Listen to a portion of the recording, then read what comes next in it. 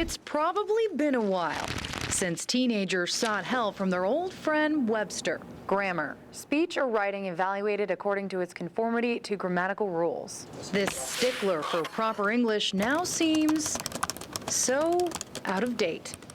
Wait. That's not right. How about this? English seems so out of date.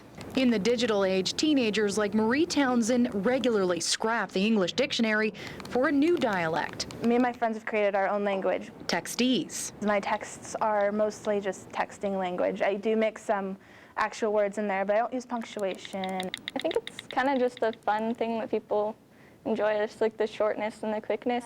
Big smiley face. Yeah, so nervous. I'll What did you say then? Yeah, I don't know. I'm start paying more attention though. I think, wow. On average, teens aged 13 to 17 send and receive 3,300 text messages per month.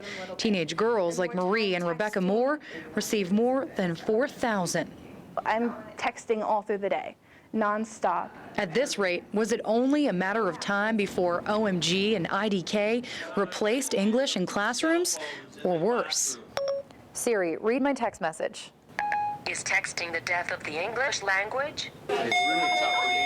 They feel like they have clearly separated in their mind when they're texting and when they're writing, and they don't see any problems of it blending or bleeding over.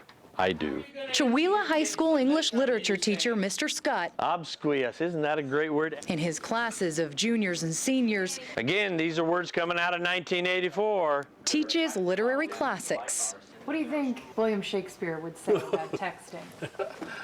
Let me guess. That's interesting.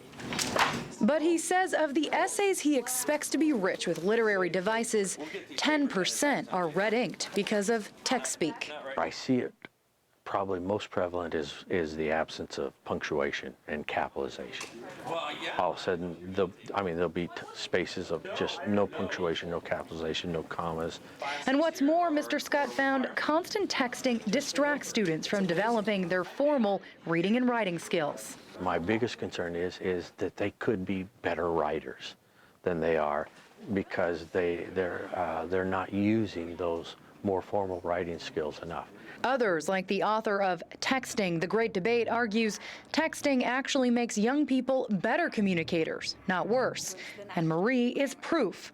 For all her texting banter, she is a published author. Just because if you're a texter or you text a lot, it doesn't mean that you can't write well-written essays. You can't, for example, write a book. You can, as long as you know how to balance it out and separate your grammar from the texting. To most teens, texting is not the death of an old language, but the birth of a new one. The key, Marie believes, is to be fluent in both. Language skills that would give William and Webster a run for their money.